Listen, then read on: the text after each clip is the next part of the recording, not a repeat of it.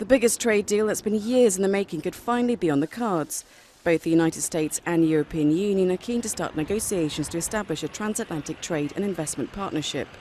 The EU and the US have the largest economic relationship in the world. Two-way trade totals 600 billion euros annually.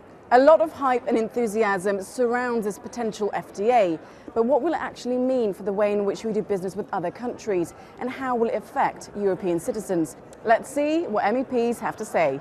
For the MEP who wrote the report, with the failure of WTO multilateral trade talks, the impetus to drive forward negotiations with the US is now more than ever. Positive externalities of this agreement will be to reassert the leadership of the Union and the United States when it comes to rulemaking, standard setting. Under the deal, the removal of trade barriers could raise Europe's GDP by 190 billion euros. It would also lead to the creation of jobs and big investment. But any trade deal with the US needs parliamentary approval, and many MEPs have voiced concerns. Everybody in the EU says we don't want the American way of life, we don't want.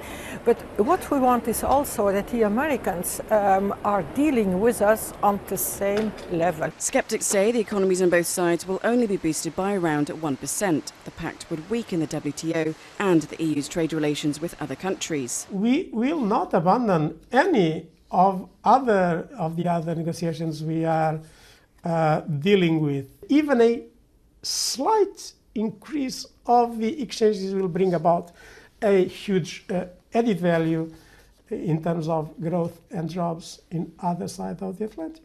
President Barack Obama has given it his backing, and pushing through a deal before he leaves office could be the long-lasting economic legacy of his presidency.